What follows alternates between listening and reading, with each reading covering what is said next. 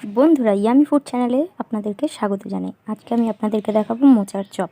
তার জন্য এখানে আমি মোচাগুলোকে টুকরো করে কেটে রেখেছি। এখানে রসুন, আদা, লঙ্কা এবং পেঁয়াজ কুচি রয়েছে। এখানে রয়েছে ধনে, জিরে ও শুকনো লঙ্কা, রয়েছে আলু টুকরো করা, আর এখানে বিস্কিটের গুঁড়ো। এটা আমি টোস্ট বিস্কুট গুঁড়ো করে নিয়েছি। এখানে এবার আমরা শুকনো মশলা খোলায় মশলাগুলোকে ভেজে নেব। এরপর কড়াইতে জল দিয়ে দিচ্ছি।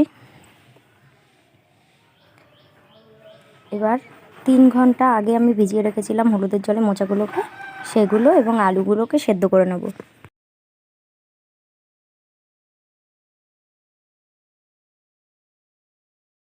দিয়ে দিচ্ছি হাফ চা চামচ হলুদ এবং হাফ চা চামচ লবণ।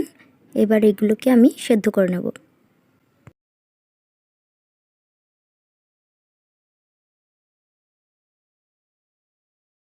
সেদ্ধ হতে হতে এখানে আমরা একটা ব্যাটার তৈরি করে নেব। দিয়ে দিচ্ছি 2 টেবিল স্পুন কর্নফ্লাওয়ার আর 2 টেবিল স্পুন ময়দা। দিয়ে দিচ্ছি অল্প পরিমাণে লবণ, কারণ আমরা সেদ্ধর সময় লবণ দিয়েছিলাম।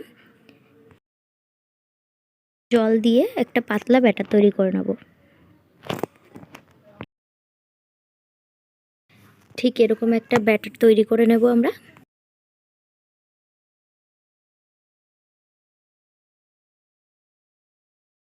মোচা সেদ্ধ হয়ে গেছে, এটাকে নামিয়ে নেব। এবার আমরা কড়াইতে তেল দিয়ে তেলটা গরম হলে এর মধ্যে পেঁয়াজ কুচি ভেজে নেব।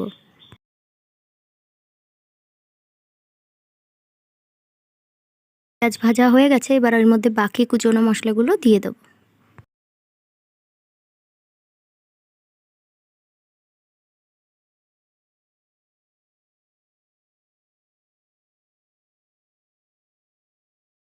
এগুলোকেও হালকা ভেজে নিয়ে এরপর আমি মোচাটাকে এর মধ্যে দিয়ে দিচ্ছি।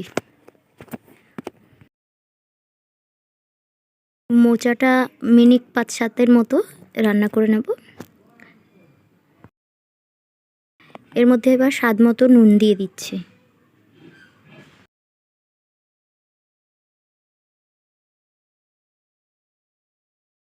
মোচাগুলোকে এভাবে খুন্তির সাহায্যে ভালোভাবে ভেঙে চুড়ে দেবেন।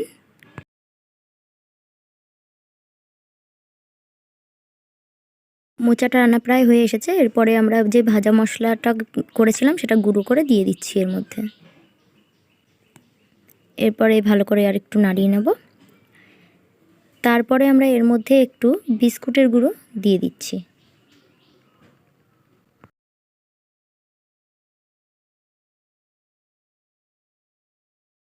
আবার ভালো করে মিক্স করার পরে এটাকে আমরা নামিয়ে নিয়ে ঠান্ডা করে নেব। এরপরে আমরা এভাবে মোচাটাকে নিয়ে লম্বা, গোল, যেভাবে ইচ্ছা, যেরকম ইচ্ছা শেপ দিয়ে নেব কাটলেটের মতো করে।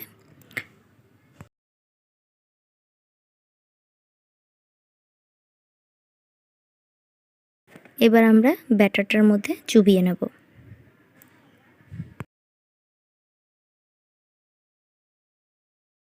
পরে বিস্কুটের গুঁড়ো দিয়ে কোট করে নেব।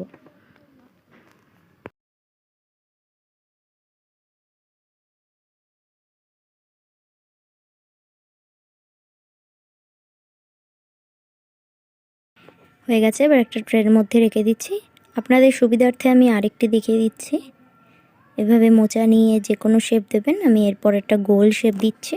গোল করে হালকা চ্যাপ্টা করে দেব।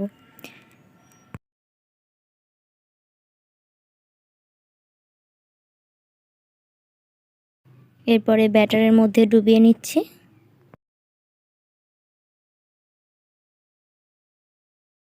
এবার বিস্কুটের গুঁড়ো মাখিয়ে নিচ্ছি।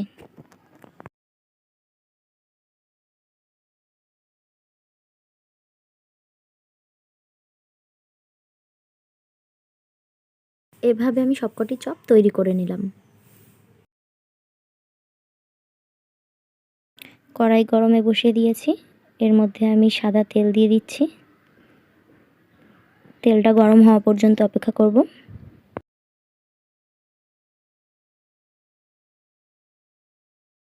তেল গরম হয়ে গেছে, এবার এর মধ্যে আমি একটা একটা করে চপ দিয়ে দেব। মিডিয়াম টু লো ফ্লেমে ভেজে নেব। হাই ফ্লেমে ভাজলে বিস্কুটের গুঁড়োটা ওপর থেকে পুড়ে যাবে আর খেতে তেতো হয়ে যাবে। তো মিডিয়াম ফ্লেমে ভেজে নেবেন।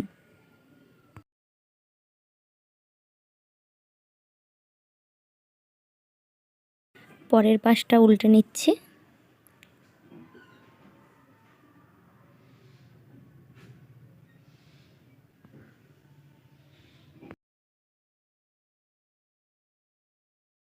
দুপাশ ভালোভাবে লাল লাল করে ভেজে নেওয়ার পর এগুলোকে আমরা তুলে নিচ্ছি।